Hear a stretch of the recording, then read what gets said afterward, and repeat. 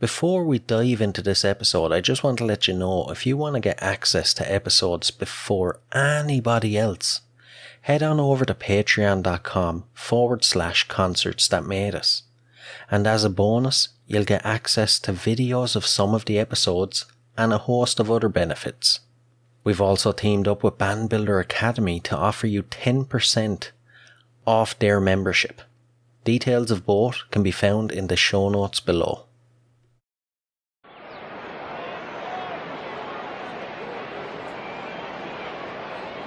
Is everybody in? Is everybody in? The show is about to begin.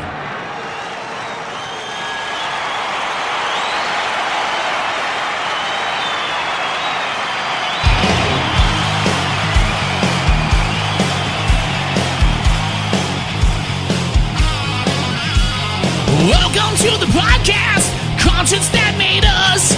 Interviews and stories, tales from the bus. We love taking you back to when it all went down. The greatest live shows and the cheering crowd sound. It's concerts, concerts that made us, concertsthatmadeus.com. Hi, this is Peter from Full Sun South. You are listening to Concerts That Made Us. Where have the times gone? And where are we now? Here.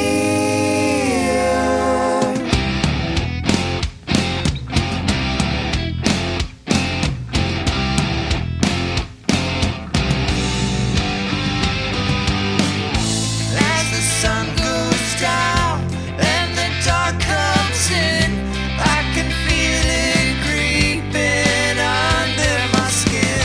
So I close my eyes, listen to my heart. Senses overload, I feel I fall apart.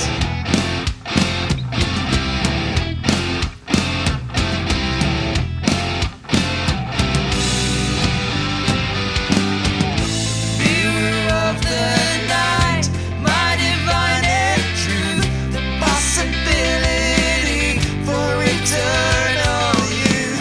So we keep our faith as we're coming near, making consciousness we shed our inner fear. And the moon is just a ball in the sky, she doesn't care at all. She will leave without saying goodbye. She knows that it is not her call.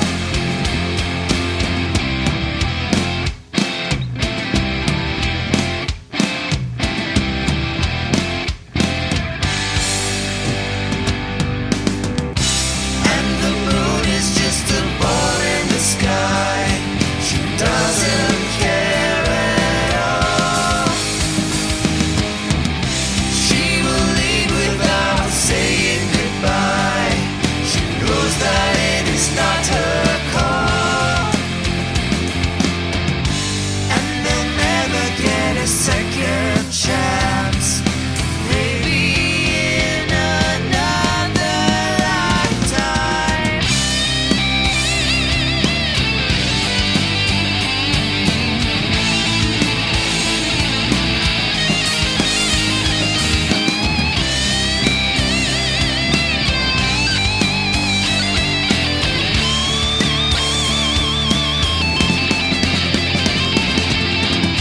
And the moon is just a ball in the sky. She doesn't care at all. She will leave without saying goodbye. She knows that it is not her call. It's not her call. And they'll never get a second chance. Maybe in another lifetime. Peter, you're very welcome to Concerts That Made Us. Oh, thank you so much, and thanks for having me. It's great to have you now. I'm really looking forward to diving into the band and diving into your music now over the next bit. So you guys released your track The Moon on the 5th of May. It's a great song. I feel a mix of maybe Fleetwood Mac, Foo Fighters, and possibly a bit of Pearl Jam in there. What's the story with the song? Well, thanks first for that comparison. I can live with that. Yeah, yeah. The story is, I think I saw a program on all the influences the moon has got on our lives, and they are lots. The moon influences your moods. The moon influences your love life. The moon foresees the future and will tell you how long you will live. And then, of course, on the other side, the moon is just a ball in the sky, and you yourself are responsible for what happens in your life. And so I try to play those sides against one another. Right. And what was the production like on the song from, writing it, coming up with the ideas to recording and release?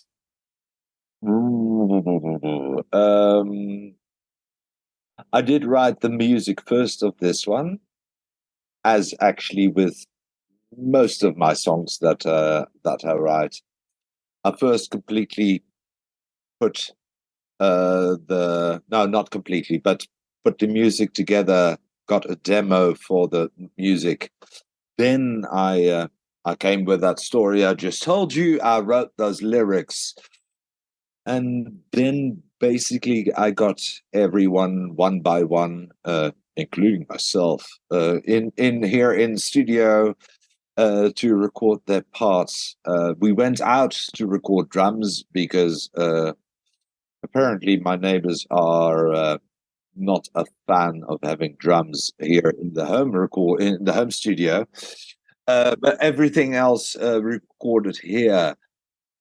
Again, then I made a mix, but for sake of unbiasedness, I had someone else do mixing and mastering to my contentment. Right.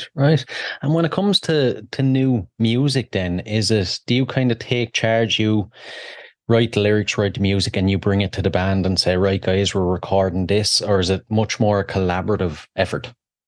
As I said, I normally, up to now, I've written all the songs, and I make them in a demo state. So yes, I make an arrangement. I write a bass line, a very rudimental drum line, because you can't do everything. Make a vocal arrangement, but of course the bass player is he comes up with his own ideas for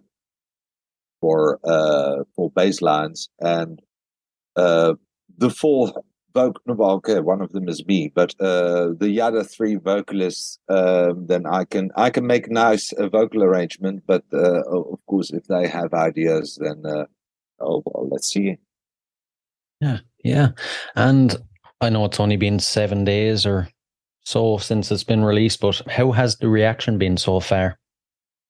I must say I'm pleasantly surprised. The song has been picked up by a really multitude of radio stations, and so it's had a very good response, and we must still see where that all goes. Our last single was quite successful, was on many charts, and if we can come any close to that, or even better, then I will be very happy.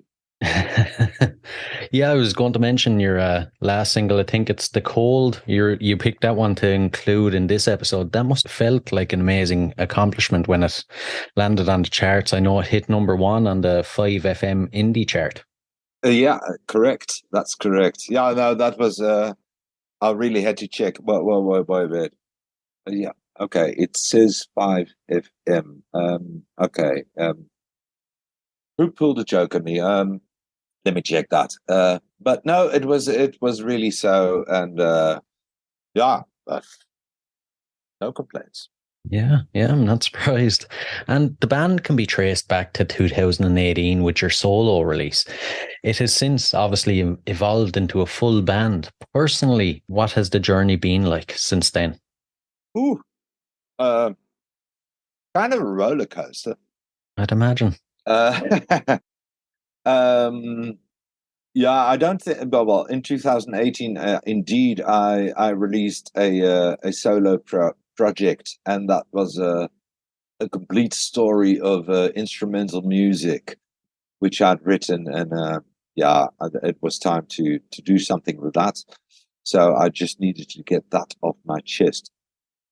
At that time, I also did, apart from playing in a couple of bands, I did my solo busking on acoustic. At that point, my longtime bass player had, "Hey, shall I join you?" And before we knew it, we had, "Okay, guys, we're going to start a band."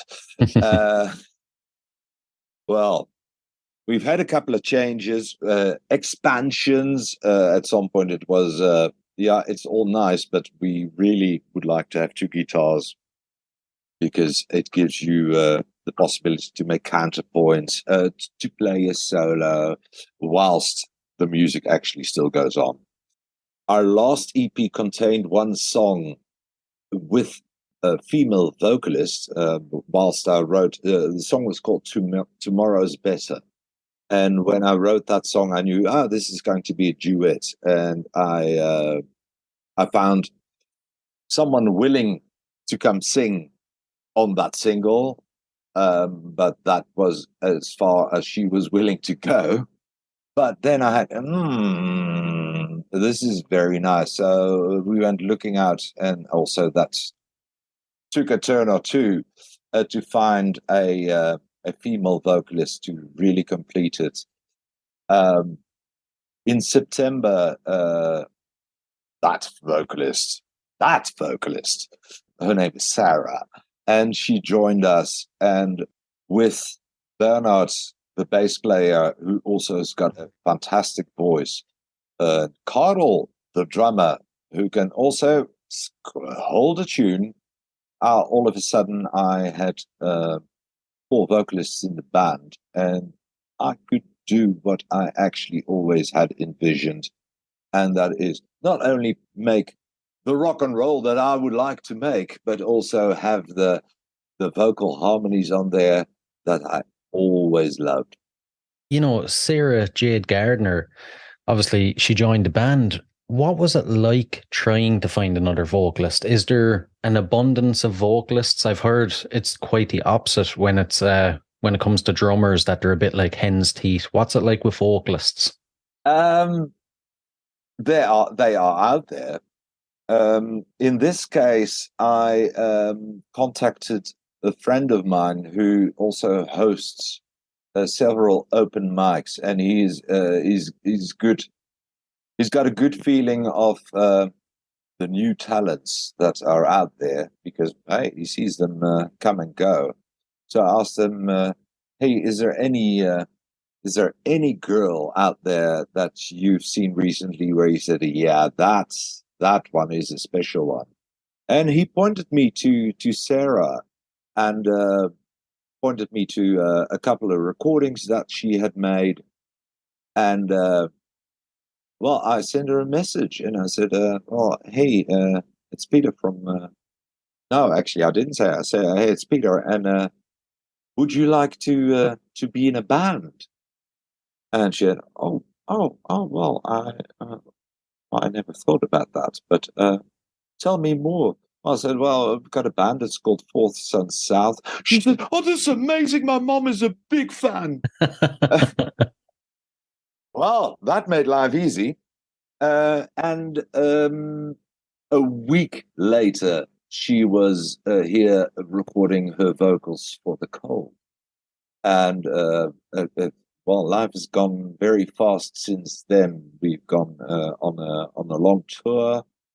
Everything has been great since, and her complete performance has grown in leaps and bounds.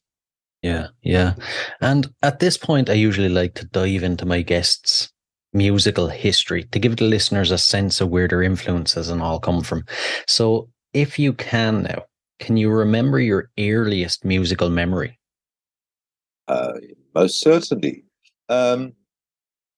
As the name of the band might indicate, I do have 3 elder brothers, and they all loved to play DJ. They all spent all their money on loud as possible hi-fi systems and record collections, much to the dismay of my parents. And the eldest one was in the Beatles, the second one into Pink Floyd, and the third one into Deep Purple. And so that was punched into me. I remember the very first time I saw an acoustic guitar, and I must have been 4 or 5. And from that moment, I knew this is what I want. Unfortunately, I had to wait until I was 8 until I was allowed to go for guitar lessons and start playing. So basically, I'm very glad with the thorough introduction into the classics that I had from my brothers, and I've been taking it up from there. Yeah. And I always say when it comes to your teenage years, it's very intertwined with music. Any memories of your teenage years, usually there's a song for each stage of it. What kind of music were you exposed to growing up in your teenage years, and how do you think it molded you as the musician you are today?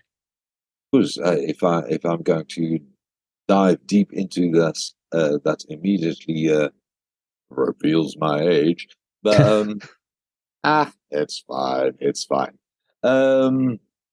My teenager years, that was the early 80s, and at that time, apart from I had 2 distinct different things that I would listen to, and the first is rock in all its forms, and especially me listening to the guitar parts. But at that time, I also listened to. I loved the disco and the new wave that was flourishing at that time. It's a good mix. And Yeah. what was your local music scene like then for gigs at that stage? At that time, I still lived in the Netherlands. I had my own band, and as far as I remember, but yeah, we just played every week, and that was it was a load of fun, but that's kind of where it stopped. It was probably in my late 20s that I joined more serious bands that made original music and that performed well. I see. And it is concerts that made us after all. So I have to ask, as a concert goer, what concerts do you think have made you?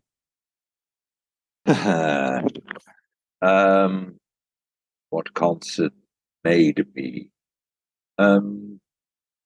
No, that's not the best concerts I've seen because they probably came later.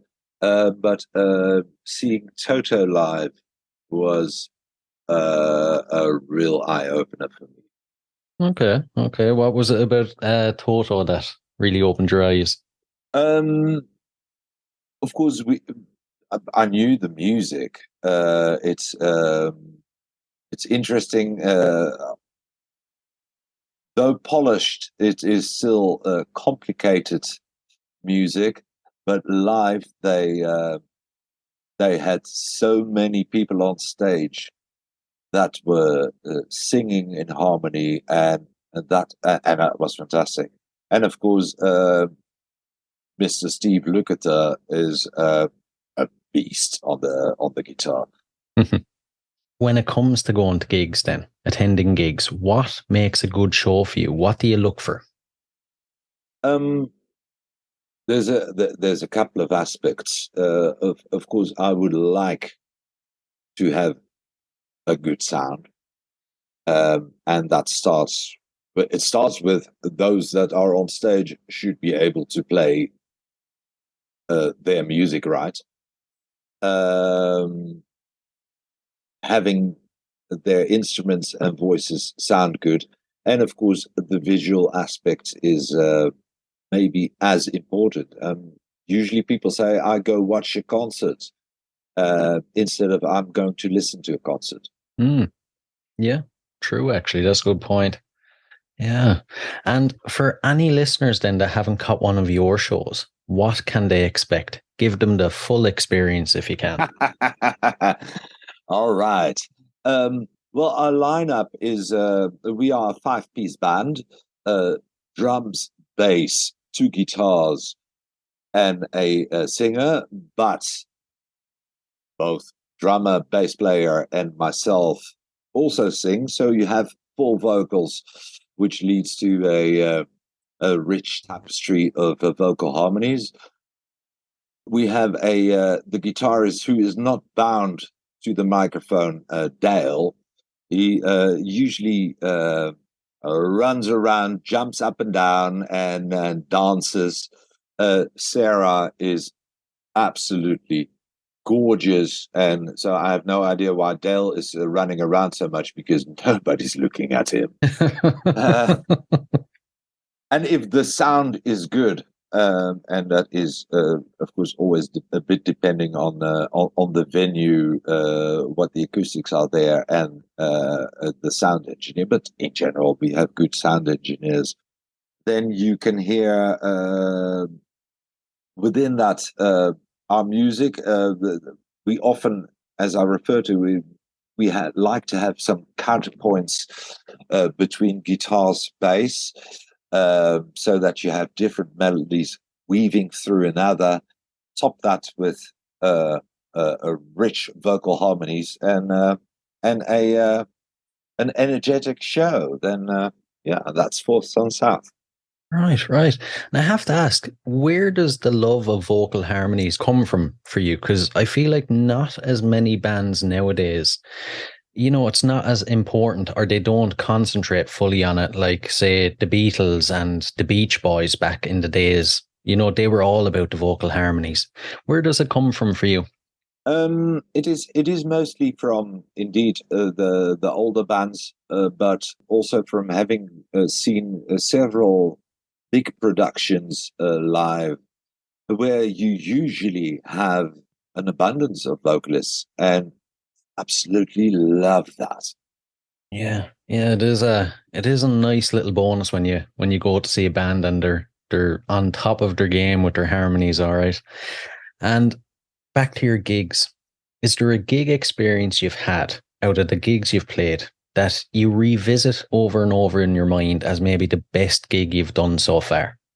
Phew. Well, last night's one was pretty good. There are many. There is one gig, but that's probably because of the sheer immensity, and that was back in the day when I was still in the Netherlands, and we played with a big production for 20,000 people, and that is a absolute fantastic experience. That's burnt into my memory, especially the moment after you've done you've been there basically at the venue the whole day, because it was a big production. Everything needed to be properly set up with a whole lot of light, and there was a lot of space. It was outdoors, and we went in for dinner, and I came out, and I was standing in one of the wings looking through the cloth to see if there might be already some people. And there was a mass of people as far as the eye could see. And okay. I still have not topped that one, and it's been a while. But with Force on South, we've had several festivals where we topped. It's always a question: can you top at the right moment? Can you peak at the right moment? And so far, every time we played a big festival, everyone was really on top of their game and played really fantastic shows. Not to get too negative now, but to flip it around, out of every gig you've played in your lifetime, is there one that you would consider the worst gig experience, and how did you deal with it? Apart from my very first gig, which was when I was 15 years old, and got shouted out, "Hey, Dumbo, go play something else." Yeah, how did I deal with it? Not so good. But on our last tour, for example, we had one of the gigs, and the energy was not there. I don't think it was really mistakes, but it does not feel nice, and you have the feeling everything was like molasses. It didn't glue right, and the only thing you do is come, guys. Why? How? Why? And get your concentration, focus properly before the next. And it was one show. Before that, it was great, and after that, it was great. But yeah, it's sometimes I don't have the impression that the audience was so much that they were noticing so much that the things were not right, but we felt it. Yeah, and say you have a gig like that then, and say the audience are they're not into the music, or they're not really going with you with the music. What do you do as the front man to win the audience over? Kind of the same as, weirdly enough, an audience can be won over in between the songs, and you pull them in by a story about this song, which brings it more to life, and try to get your energy level just that bit higher, which also generally works. That's what I always say about a gig. It's the stories and the interactions in between the songs that really make it. You know, they're the things that stand out in your mind when you think back to a gig that you've been to. I find anyway. Yeah, no, it's true. It's true. Thank goodness, if need be, there is a story about every song. So, yeah. Good. And how do you approach getting your music out and gaining new fans and new listeners? Well, first, we try creating good songs. Always important. It helps. Yeah. But most definitely our promoter, Devo from Devographic, he helps us a lot. He gets us. He gets the attention of a lot of radio stations, and yeah, that's what helps. And if you can back that up with good live shows, then you get the people. True. And as a musician, as a band at your level, how do you approach finding gigs and touring? Is it easy? Is there plenty of places to go on tour and go play? It is difficult, and I won't lie. It feels as if the amount of places where one can play with full band get less and less each year. as a result, we also have a spin-off product called Fourth Sun South Light, where we play acoustic, which is easier to put away at venues, and then it's the three of us, bass player Bernard, Sarah, and myself, and it's an acoustic guitar, a bass guitar, and 3 vocals. Touring, for a weird reason, is easier because then you basically approach every also we then pick a route littered with potential places and call them all and say, we're on the road and we're coming near. Can we play with it? Can we play? And that makes it easier than if you go here in the neighborhood. Yeah, we are one of the local bands.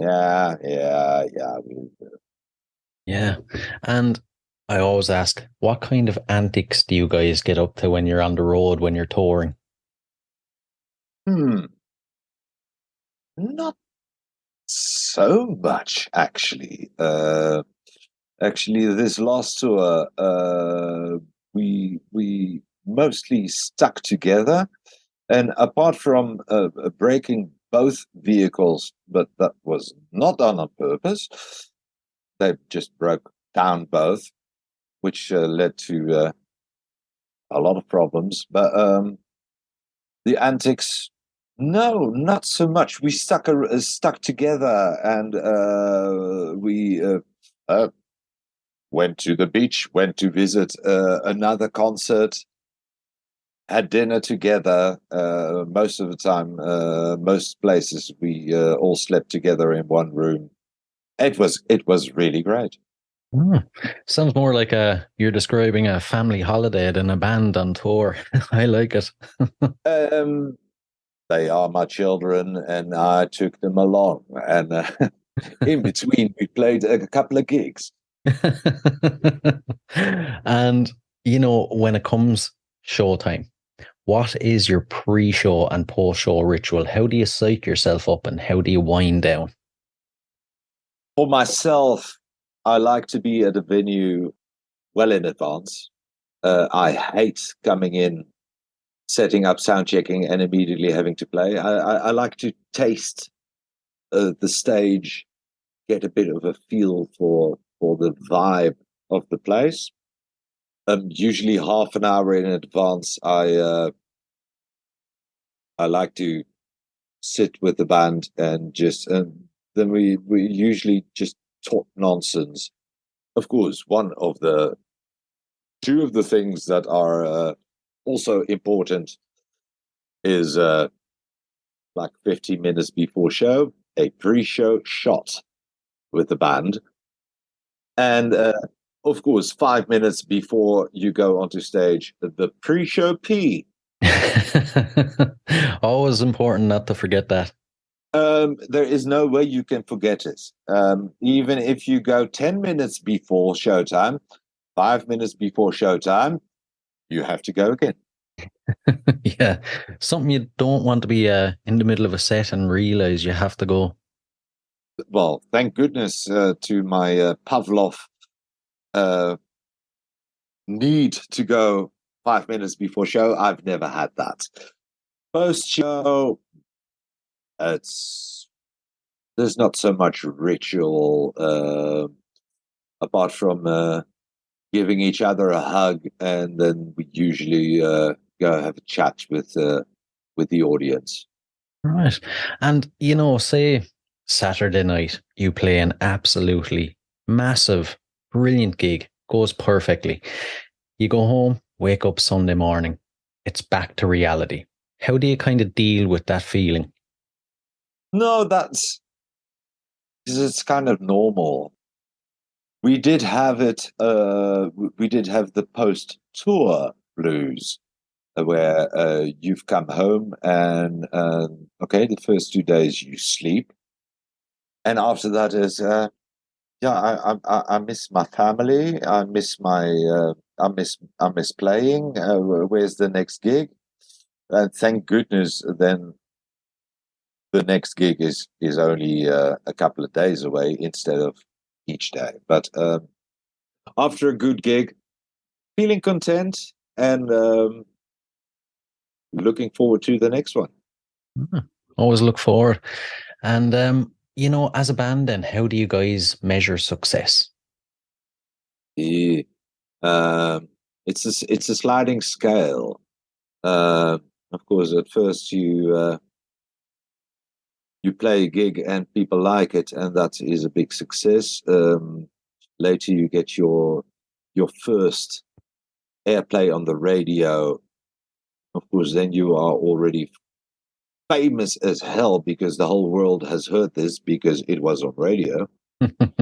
When you get an interview, wow, this is fantastic. That people actually are interested in if there is any story behind what we do. Later comes the first time in the charts. I must say that it's a bit surreal. Going on tour is also one of these great adventures, and still we always want more. We always want more. Yeah, yeah. And, say at 20, 30 years' time, you look back at your career with music. What do you want your legacy to be? It would be nice if some of my songs are still alive. That I would very much appreciate. Other than that, if I can look back onto a long period of successfully making music, I hope I will still be making. Well, I cannot think of any other way than that I would still be making music by that time, because I would like to go on until I keel over. But another aspect is that I would have liked to mentored people to success. Ah, that's a good one, actually. It's one I haven't heard before. Yeah, it's I enjoy. I've been in the game for a while, and I still absolutely love to see young bands just pure passion, and if or at least if they have that, I enjoy that very much, and I love to chat with them, give them advice, and the same goes for my bandmates, and they're all quite a bit younger than me, and so I have the feeling I do have things to share for them. Yeah, yeah, of course. The amount of experience you have, it couldn't be gained overnight. It'd always be great to get the insights from you. And before we dive into the last couple of questions, then, what are your future plans? I know you've an EP coming down the line. What can you tell us about it at this stage? The EP itself, very little, because we still have not really decided on whether the songs, and that started with The Cold, a couple of songs that we've written in between, we've recorded a couple. If we are going to release that as an EP or continue releasing singles. I've seen over the past years that audiences less and less tend to listen to other songs than the singles, and yeah, I do love albums, EPs, because you have those complementary songs that, combined with your singles, make a complete story. But I also have, it's an extra investment, and seeing that the music consumption is individual songs so much more than complete EPs or albums. I don't know yet. Yeah, it's a tricky business nowadays. It's not like it used to be with albums and EPs. It is. And any upcoming gigs you'd like to tell us about? We had a plan for a mid-year tour. However, it has been kind of cancelled by both our drummer and bass player, who are brothers, and told us, no, in South African winter, we are going for a month and a half to South America. So that is not happening. We do have, there are several festivals where we are playing. We have a normal gigs. So unfortunately, probably we will only be going on tour in December. Thank goodness I do have other bands and projects, including our Sarah, who also has a solo thing. Well, not solo, because at the moment she plays with a guitarist, which is me, and we are busy getting a band together, and there we are planning to go on tour, whilst the other half of Forth and South is visiting other continents. Sound like a very busy man. It is also a necessity. If you want to make your life out of music, you have to do a lot of things. True. Right, we'll dive into the last couple of questions. So, if you could see any performer from history in concert for one night only, who would it be?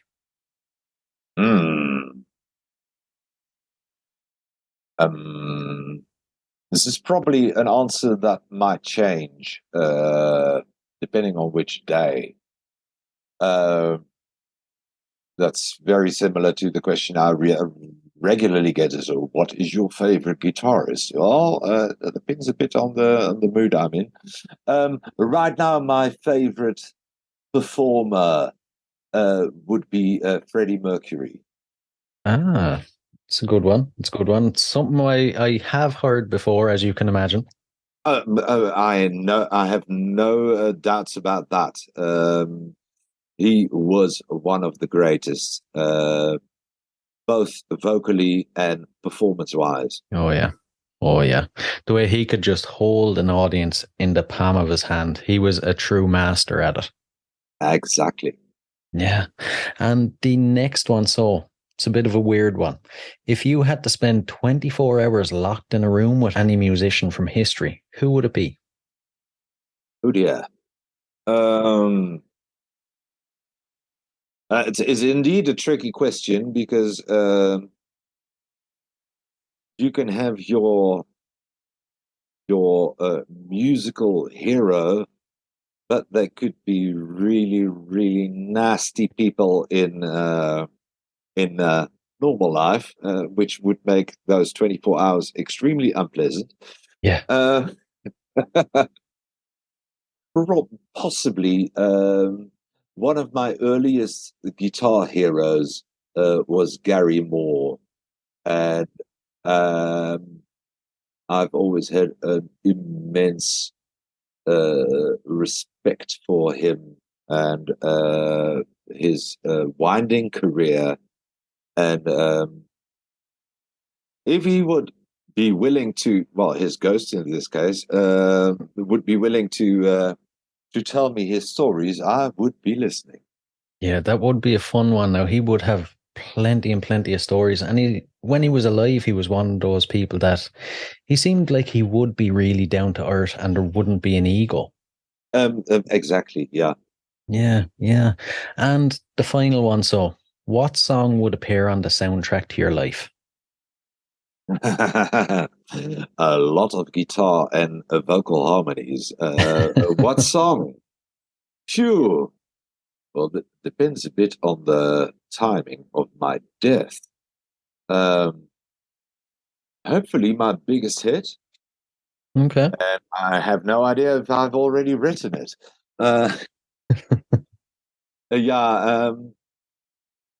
There are so many songs that I have enjoyed over the years. and most of them speak to me because of their musicality. I have it's very weird, but I have never been too much into lyrics. Lyrics have been for me also just another instrument, vocals. So there are a lot of songs that I absolutely admire, and where people say, yeah, but lyrics are not so much saying. Well, actually, now that you mention it, yeah, you're right. Okay, if I have to choose any song other than that I have written myself, at this moment, I would say Comfortably Numb by Pink Floyd. It's a very good choice. That is a very good... I can't even speak. That's a very good choice. It's definitely up there with one of the greatest songs ever written, I think. Yeah, I agree. Then again, if you ask me the question tomorrow, you probably get a different answer. True. All depends on the mood and the time of the day and, whatever's going on at the moment. Yep. Right. Listen, Peter, it's been an absolute blast now. I've really enjoyed getting some insights into your music.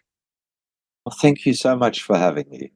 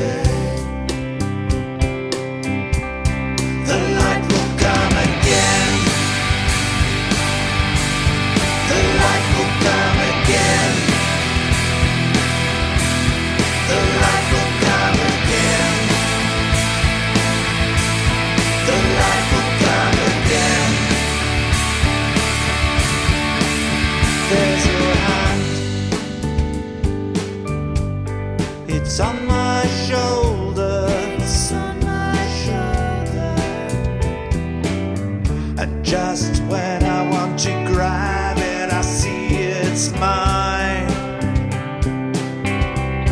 The world is so cold. The world is so cold. The world is so cold.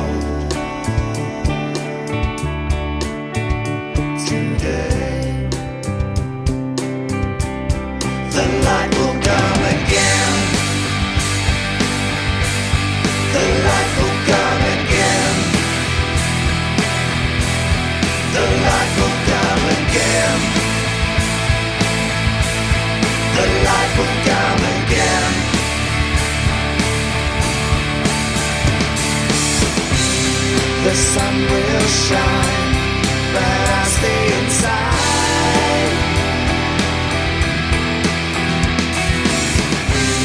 And maybe when all is gone, I won't have to hide. The light will come again. The light will come again. The light will come again. The light will come again.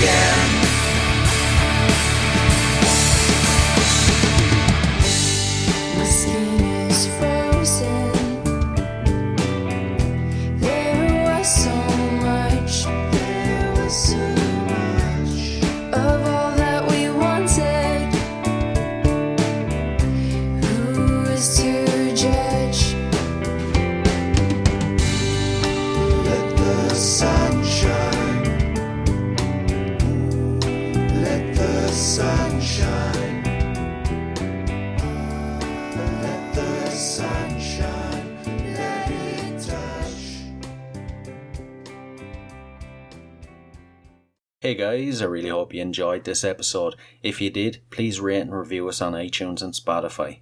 And if you're interested in signing up to Band Builder Academy, use the link in the show notes below and enter the code CONCERTS and you'll receive 10% off. So, until next time, keep rocking.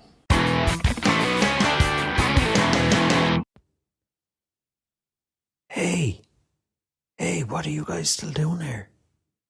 The show's over. It's over. You can go home. Go on. We'll see you next time. We'll be here. Bye.